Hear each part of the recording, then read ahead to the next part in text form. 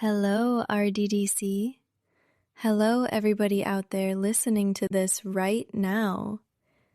Okay. Wow. I told myself I wasn't going to be nervous, and here I am, nervous. So let me just take a breath and start over. Hello. My name is Serena, and I am so grateful to be here. I mean that in a way that goes deeper than just saying words. What the Real Double Dose channel has built, what Story to Blessings is doing for people like me, it is something that I genuinely believe was not created just by human hands. There is something on this platform that moves differently than other things. Something that feels like it was put together with intention and with God, and with a real understanding of what people who have been through things actually need when they sit down to tell their truth. So before I say anything else, I just want to say thank you to this network, to this community, to everyone who keeps showing up here and keeps listening, because your listening is what makes spaces like this possible. Now, I need you to do something for me before I go any further. Find a comfortable spot. Pull your knees up. Get a blanket if you got one nearby. Because what I'm about to tell you is not a quick story. It is not a highlight reel. It is not the version I practiced in the mirror to make sure it came out right. This is the one I have never fully said out loud from start to finish without stopping. And I am going to say it today. It might not be perfect, but it is going to be true. And I think that matters more right now. My name is Serena. I am 31 years old, and this story starts when I was 15 and does not end the way anyone would have predicted, especially not me. Let me tell you about the house I grew up in. Not the neighborhood, not the stats, the actual house. 3-bedroom on a street that was quiet on Sundays and loud on Fridays. There was always something cooking. My mother kept a clean home. She was the kind of woman who ironed her pillowcases, and I used to think that meant everything was okay. I used to look at those crisp pillowcases as a child and think, this is what a good life looks like. But my father left when I was 9. Not in a storm, not in a dramatic blowout that I could point to later and say, that's the moment everything changed. He just thinned out, like a radio signal losing reception. 1 week he was there every night for dinner. 3 months later he was there on Tuesdays. Then every other Sunday. Then gone. And my mother kept ironing those pillowcases like, if the house looked right, the loss wouldn't be real. And I was 9 years old trying to learn from her example, so I ironed my own feelings and called that strength. And I did that for 6 more years until someone came along who could feel the heat still coming off the iron from 20 feet away. His name doesn't matter. I'm not going to give him that. What matters is that he was 24 and I was 15, and he had a silver tongue and a black Camry, and he smelled like cedar and something expensive. And he looked at me one afternoon outside a corner store like I was the answer to a question he had been asking for a long time. And girl, I know what you're thinking. But you have to understand what it feels like to be 15 and starving for someone to see you. Not the you that keeps it together. Not the you that does her homework and helps her mama with the dishes. The real you. The one underneath all the ironed feelings. When someone finally looks at that version of you and says, I see you. It doesn't matter how old they are. It doesn't matter what their reasons are. In that moment, they are everything. He spent 4 months building something around me that I can only describe now as a beautiful cage. At the time, I called it love. He remembered every single thing I said. I mentioned once in passing that my favorite song when I was little was this old R&B track my grandmother used to play on Sunday mornings. 3 weeks later, he pulls up to take me somewhere, and that exact song is playing when I get in the car. And I sat in that passenger seat and I felt something move through my chest that I had never felt before. I thought that was love.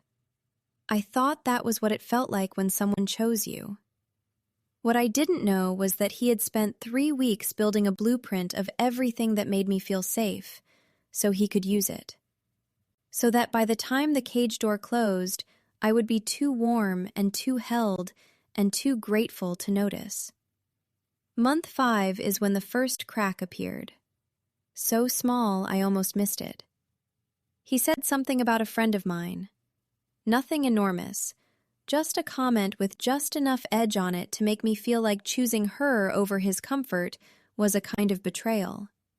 And I chose him. Of course I chose him. I was 15 and I had never been chosen by anyone. And I was not going to lose that over one comment. And that was the moment. That small, barely visible moment. That's when it started. Not when he raised his voice for the first time. Not when he told me what I could and couldn't wear. It started the moment I chose his comfort over my own connection and felt good about it. Because that was the moment he knew he had found the edge of what I would give up to keep him. And he spent the next 6 months finding out if there was a limit. There was no limit. Not at 15. Not for a girl who had been invisible in her own home for 6 years. By the time I was 16 and a half, I had lost every friend I had. Not dramatically. He never told me to stop talking to them. He was smarter than that.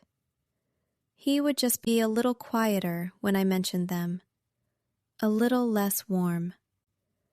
And I would spend the rest of the night trying to get warm back, until eventually it was easier to just not mention them. Until eventually, I didn't have anything to mention. And then one afternoon, so casually I almost didn't register it, he said we should take a trip. Just us. Get away from all this. And I packed a bag for what I thought was a weekend. I want to tell you I never came back from that weekend. Not for 3 years. I'm going to tell you about a night in a city I won't name. I was 17. It was a Tuesday. I remember because the restaurant across the street had a Tuesday special, and the sign was blinking outside the window. Red and yellow. Red and yellow. And I was sitting on the edge of a bed in a room I hadn't chosen, listening to 2 men talk in the hallway outside the door, like I was furniture. Like I was something that had been left in that room and would be there when they came back. And I remember looking at that blinking sign through the gap in the curtain and thinking about my grandmother's kitchen. Thinking about the way it smelled on Sunday mornings. Coffee and something frying, and that song playing low on the radio. And I thought, she doesn't know where I am. Nobody knows where I am. And if I disappeared tonight, that sign would keep blinking. Red and yellow. Red and yellow. The world would just keep going. And I sat with that for a long time. And then I made a decision. Not to leave. Not yet. I wasn't ready yet. But I made a decision that I was going to stay alive. That no matter what happened in that room, or any room after it, I was going to stay alive. Because something in me was not finished yet. I didn't know what, but something. There was a woman in that life named Destiny. I have to tell you about Destiny because she deserves to be said out loud. She was 22. She had these eyes that looked like they had already seen every possible version of every possible bad thing and had decided not to be destroyed by any of it. She never talked about herself, never talked about how she got there or what she wanted or whether she thought about leaving. In that world, you didn't talk about those things because talking about them made you weak, and weak got you hurt. But some nights she would just reach over and hold my hand in the dark. No words, not even a look. Just her hand finding mine in the dark and holding on. And in a life where every single thing had a price attached to it, that was the only thing I ever received for free. I think about Destiny every time I sit across from a girl who needs someone to hold her hand and not ask for anything back. I think about her every time I get to be that for someone else. I looked for her for years after I got out. I'm still looking. Destiny, if you ever hear this, I'm looking. I got out on a Thursday morning in October. The air smelled like cold coming. That particular smell that October has in the Midwest, where summer is done arguing and winter is making its case. A door was left unlocked. Not by accident and not by miracle, though I believe it was both. Someone had gotten sloppy. And I had exactly 45 seconds where I understood that the window was open and I had to decide right then whether I was going through it. No shoes. I didn't have time for shoes. I went down a back stairwell in my socks on concrete steps that were cold enough to feel through the fabric, and I hit the street and I walked. Not ran. Running draws attention. I had learned that. I walked like I was supposed to be walking, like I was a person who had somewhere to be, even though every single nerve in my body was screaming and shaking and praying simultaneously. I walked 6 blocks before I found a payphone. I had one number memorized. 1. A girl named Maya I had gone to middle school with, whose address I knew because I had written it on a birthday card once, and for some reason, that address had lived in the back of my mind like it was waiting to be needed. I called her Collect. It was 6:15 in the morning.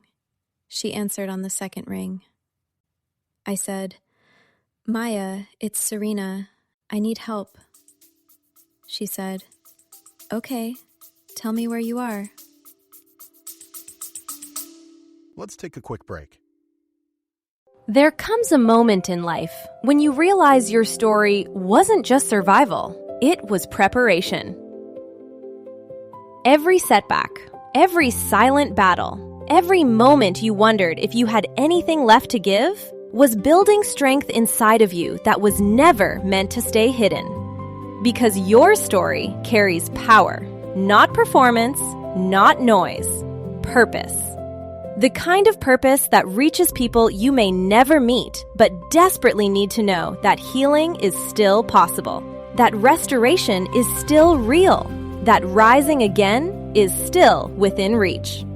That's why Story to Blessings was created, not as another stage, not as another spotlight for attention, but as a sacred space where lived experiences become living testimonies. Where pain turns into wisdom, where survival becomes legacy, where voices once quiet rise with clarity and courage. Because when your story is shared with honesty, with heart, with truth, it doesn't just inspire, it ignites hope. And somewhere right now, someone is walking through what you already survived, waiting to hear how you made it through, how you kept going, how you found strength when everything felt uncertain. Your voice matters, your journey matters, and your story was never meant to stay buried in the past. It was meant to bless the future. So if something inside of you has been stirring, that quiet nudge, that sense that your story carries meaning, go discover more at www.realdoubledosechannel.com. Take a breath, take a look, and see what it could mean to turn your story into something that blesses others. Story to blessings. Your story. Your blessing. Your legacy.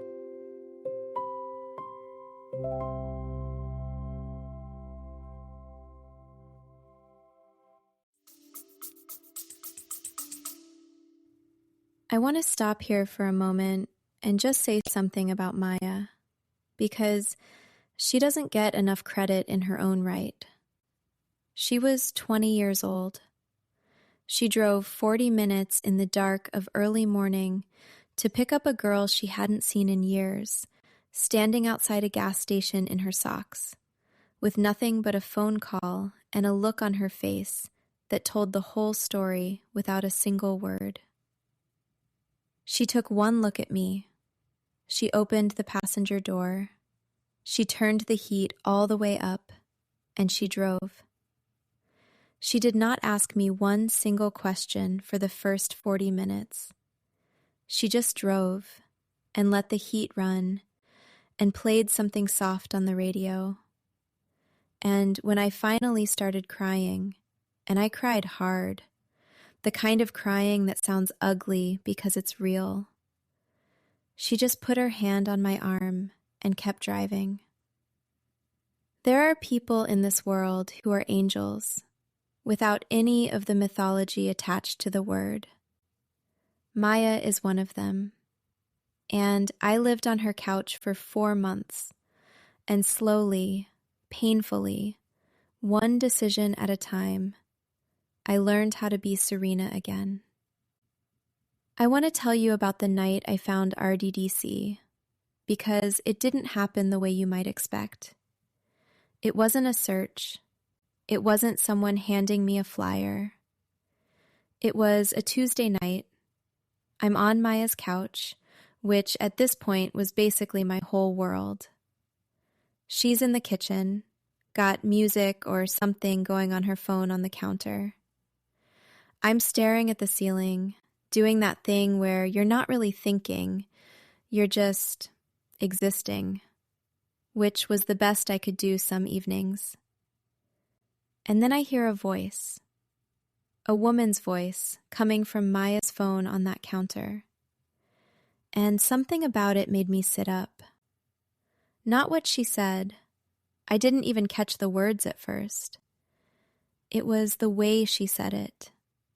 Like someone who had been through something real, talking to someone else who had been through something real, and neither of them were pretending otherwise. No performance, no careful language, just truth moving through a voice. And something in my chest responded to it the way a plant responds to light through a window. Toward it. Just toward it. I got up and walked to the kitchen doorway, and I said, "Maya, what is that?" And she looked at her phone and she said, "Oh, that's the Real Double Dose channel. Lexus T started it. I've been listening for a couple years." She builds these conversations that just get into you. "You want me to turn it up?" And I said, "Yes, please." And I sat down at Maya's little kitchen table that had one wobbly leg she kept meaning to fix, and I did not move for 2.5 hours. And something that had been frozen in me for a very long time started, very slowly, to thaw. I listened every day after that, sometimes twice a day. There were episodes that felt like someone had written them specifically for me, which I know is what good content does. It makes everyone feel that way. But this was different. This felt like being found again. But this time by something safe. This time by voices that wanted nothing from me except for me to keep listening and keep going. And I started to believe, slowly, carefully, the way you believe something when you've been lied to a lot, and trust is rebuilt brick by brick over time.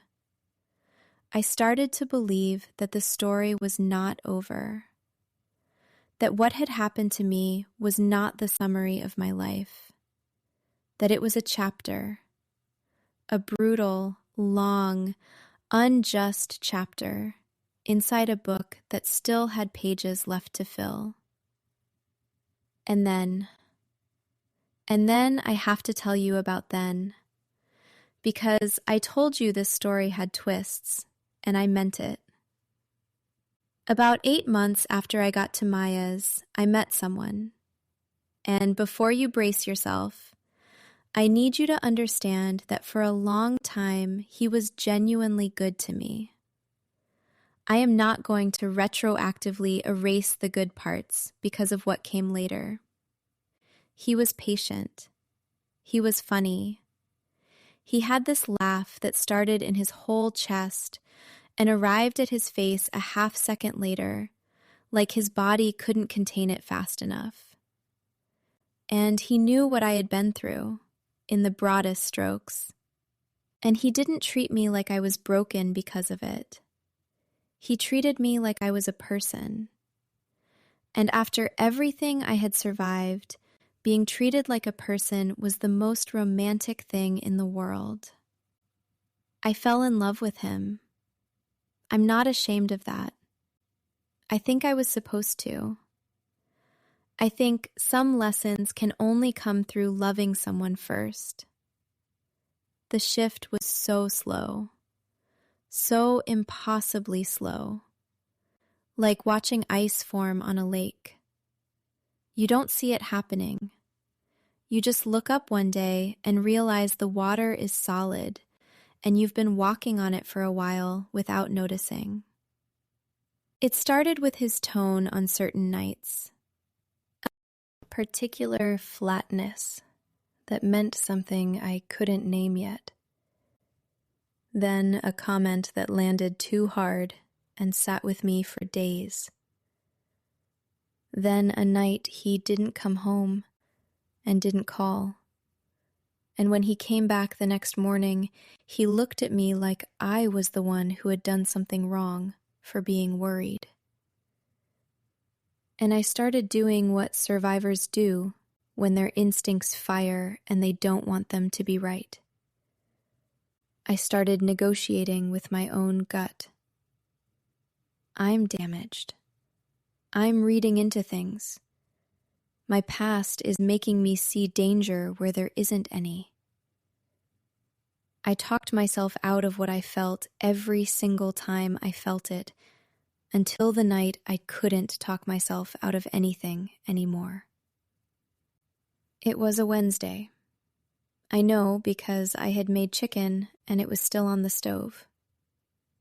I know because the news was on in the other room, and I remember hearing the weather forecast and thinking, tomorrow is going to be cold.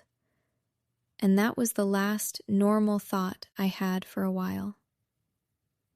The argument came from nowhere, the way they do when they've actually been building for weeks. And then it escalated, the way things escalate when someone has decided they are done pretending. And I remember the exact second his hands closed around my throat, because time does this thing in moments like that, where it stops being continuous and becomes still photographs instead. The ceiling, the light fixture I had always meant to replace, the sound the refrigerator made when it was running, his face above me, looking like someone I had never met. And somewhere underneath the fear, underneath the pressure, and the stars forming at the edges of my vision, was one clear, burning, absolute thought. Not today. Not me. Not after everything I have already survived. You do not get to be the end of my story. And I want to tell you what happened next, because what happened in the following 20 minutes is the reason I am standing here today. But that is part 2. And part 2 is going to make part 1 feel like the opening credits. What I will tell you right now, in this moment, is that I am here. I am 31 years old. I am whole. I am doing work that sets other people free, and I wake up in the morning in a life that belongs entirely to me. Every corner of it, every choice in it, mine. And if you are out there right now in something that has gotten its hands around your throat, literally or otherwise, I need you to find that thought. That one clear, burning thought underneath all the fear. The one that says, not me, not today, not after everything. Find it. Hold it. It is the thread that pulls you through. And when you find it, come here. Come to the Real Double Dose channel and keep listening. Because there are voices on this platform that will meet you exactly where you are and walk alongside you through what you are carrying. And if this episode landed somewhere deep in you today, if something I said made you feel less alone for even a minute, please send it to somebody. You know who I'm talking about. That person already came to your mind just now. Send it to them. Because the whole point of surviving something is using it to reach back for the next person. And if you have a story of your own sitting inside you, waiting for somewhere safe to land, Story to Blessings was built for you. This seat, this microphone, this community. Built for the version of you that has been through something real and deserves to be heard. Don't let what you went through be silent. The world was formed by a word, and yours is one somebody out there is waiting to hear. Every step forward. I'll see you in part 2. Thank you. This was so liberating. Blessings to you all.